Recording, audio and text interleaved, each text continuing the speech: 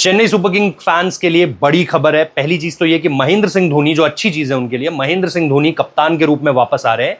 लेकिन दूसरी जो बुरी खबर है कि ऋतुराज गायकवाड़ जो उनके कैप्टन थे वो इंजरी की वजह से बाहर जा रहे हैं। अब अगर आपको पिछले मैचेस के मोमेंट्स याद होंगे कि उनको लेकर के एक सस्पेंस था, शायद ऐसा सुनने में आ रहा था कि धोनी कप्तानी कर सकते हैं, लेकिन फिर सडनली आपको जो है वो ऋतुराज गायकवाड़ कप्तानी करते हुए दिखते हैं। एल्बो का मसला था, एल्बो पे उनके बॉल लगी थी और उसके बाद ये लग रहा था कि क्या ऋतुराज गायकवाड़ अननेसेसरी रिस्क तो नहीं ले रहे हैं। अब ठीक है, ये ऋतुराज गायकवाड़ का कॉल था कि वो खेलना चाहते हैं, वो खेले, लेकिन अब उस खेलने की वजह से वो आउट ऑफ टूर्नामेंट हो चुके हैं ऑलरेडी, हम ये चीज देख रहे हैं।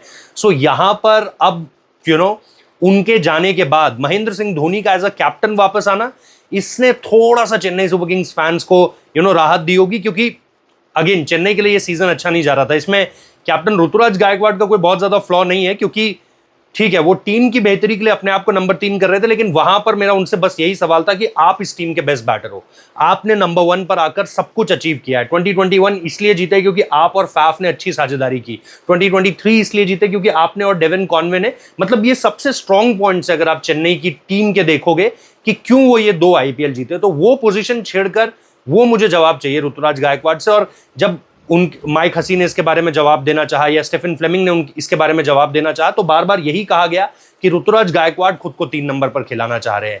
तो ये एक चीज होती है। बट अब यहां से महेंद्र सिंह धोनी के लिए सवाल बहुत सारे हैं। सवाल ये भी कि इतने सारे जो कैचेस छूट रहे हैं, 5 मैच में 11-12 कैचेस छूट चुके हैं, उसका क्या? इसके बाद टॉप ऑर्डर बिल्कुल भी रन्स नहीं दे रहा है और अब उस पर ऋतुराज गायकवाड़ भी बाहर हो गए, जो सबसे टॉप बैटर है इस टीम के, वो भी बाहर हो चुके हैं। तो वो अब वहां पे सॉलिडिटी कैसे आएगी? क्या राहुल त्रिपाठी को ही वापस बुलाना पड़ेगा या मिडिल ऑर्डर में किसी तरह के कोई बदलाव और होंगे? दीपक हुडा, विजय शंकर, इन सब की परफॉर्मेंस भी हम लगातार देख रहे हैं। विजय शंकर की 50 आई, लेकिन उसका क्या मोल था ये मेरी समझ में आज तक नहीं आया। So there are few questions जिनको पूछना पड़ेगा। और एमएस किस तरीके के बदलाव करते हैं, क्या इतने चेंजेस होंगे? ऑलरेडी हम देख रहे हैं कि 5 मैचेस में 17, 11 + 6 अगर आप देखोगे और ज्यादा स्क्वाड में जो है वो नए प्लेयर्स आए जा रहे हैं। सो मल्टीपल क्वेश्चंस हैं और इन मल्टीपल क्वेश्चंस के जवाब सबको चाहिए कि महेंद्र सिंह धोनी आखिर किस तरह की स्थितियों में इस टीम को अब यहां से बदलेंगे। क्योंकि 2023 जब उन्होंने छोड़ा था, चैंपियन बना के छोड़ा था।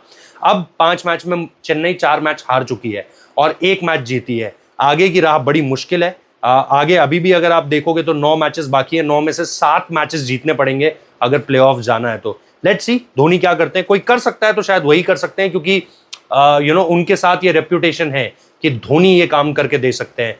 करते हैं, कब करते हैं, कितना वक्त लगेगा, किस तरह की चीज़ों में बदलाव आएगा, ये सारी चीज़ें अब यहाँ से आगे जो है वो देखने को मिलेंगी।